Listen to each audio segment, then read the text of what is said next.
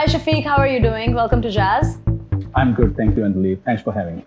You've been in the real estate industry for about 2 decades now, here in Pakistan as well as abroad. So, how did your career journey begin and what made you come back to Pakistan? I wanted to be a doctor. Ended up in Pakistan Military Academy because my father was an army man. 2.5 years of training, but it was not meant for me. Came out, got a job in the construction industry, and I had the opportunity to work on some big projects here in Pakistan for about 3.5 years. This is the time when I went to UK. In the beginning, few odd jobs before I got a decent job in the financial industry of UK. And then I kept working in the real estate finance for about 8 years. We had this 2007, 2008 recession. And the financial industry went downhill. And so did our income. So just to complement my income, I was now thinking like what to do. And I was working in the real estate, so I thought maybe I should try my luck in real estate development. I started buying properties, doing them up, selling them, and this worked. This became more like a business for me. I was earning well, and it was very creative, very satisfying. All overseas Pakistanis, we always want to come back to Pakistan. And expanding my business meant that, it's a long-term commitment in the UK. That's where I came back to Pakistan. It was not an easy decision at that time, to be honest, but alhamdulillah, we made the right decision. The most satisfying part is that, we're working for a purpose. We're doing something to make some change, to make lives better. So, a very common perception about real estate and investments in real estate is that only people with deep pockets can do it. So, is there anything that the industry is doing to be more inclusive towards youth and, the common man of Pakistan? Real estate is the largest segment of global economy. Real estate has infrastructure development in it, housing in it, hospitality, hotel industry आपकी सारी की सारी इसमें आ जाती है, architecture. And then we have this real estate technologies, जिसमें online property portals, etc. हैं, real estate financing, real estate insurances.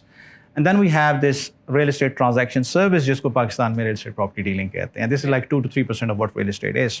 Pakistan में ज़्यादा पैसे हों तो आप यहाँ पे invest कर सकते हैं. To some extent, it is right. अभी भी छोटे products नहीं हैं, and I think होने चाहिए. Real estate offers the greatest potential for the long-term sustainable economic growth. It has got great potential, and then again, challenges भी काफ़ी बड़े हैं.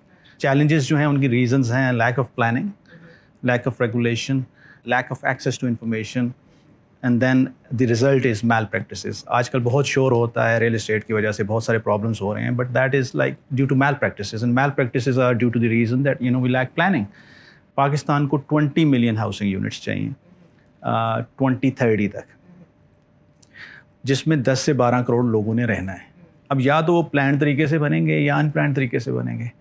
अगर प्लान तरीके से बनेंगे तो this could add 1.5 to 2 trillion dollar value wise Pakistan की वैल्यू में. So what needs to be done? We need to have some sort of mechanism at the national level for policy making, for the urban planning, preservation of agricultural land. We have to work for implementation of RERA as well. Access to information को easy करना है. और अगर ये हम कर देते हैं तो malpractices को बहुत हद तक कम किया जा सकता है. Every industry is moving towards digital transformation. This basically increases the need for a digital ecosystem. What do you think Graana is preparing for the future in this scenario? See, the essence of a business is that we want to transform the real estate industry by adopting digital. Now, Graana.com is not just an online property portal. We've just introduced this service where you can do an online transaction from anywhere in the world. Pakistan का सबसे बड़ा problem है real estate. आज 60 to 70% of the court cases are to do with real estate here in Pakistan.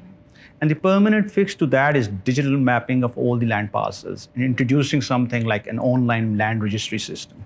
And this is what our team is doing. We are almost halfway through, and I'm really excited about it. Inshallah, very soon we'll be able to offer Pakistan the first land registry system. So we have spoken about the business side of things, and you're, mashallah, at a leadership position at your company. What do you think are the personality traits a leader or a CEO should carry? See, the leader is all about leading a team.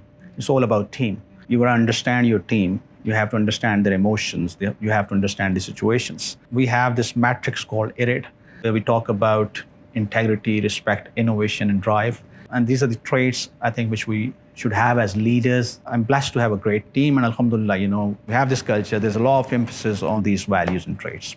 Whenever you are in an interview, you are thrown this one question: what are your strengths and your weaknesses? My biggest strength is the belief system. It's my faith. It's a sort of mechanism which is uniquely yours. It's powered by your desire and controlled by your thought process. You can qualify everything you do, and you can apply ethical practices. And this is one thing which gives me a lot of drive to keep moving. When you have the right experience and exposure, then it's easy to plan. The more difficult part is implementation or execution. And that's where I'm involved with the team, I'm engaged with them, and it always works. And what about the weaknesses? Oh, no, I'm not telling you my weaknesses. As a hands-on CEO, you're always occupied. I think it's very difficult to switch off. I need to have time for my personal life, my family. I want to spend more time with my kids. I think that's where I need to be a bit more organized. At times, it's hard to compromise. I come across a bit rigid, especially when it comes to timelines. I think that's where I need to be a bit more accommodating and flexible. So I'm learning. Thank you so much for gracing us with your presence today, Shafiq. It was really interesting, and I'm very glad that you were patient enough to answer all of our questions. Graana and Jazz Business have been doing partnerships together for about 3 years now, and I only see this growing in the future. Inshallah, I really look forward to it. Thanks for having me, Anjali. Jazz Business, designed to help you grow.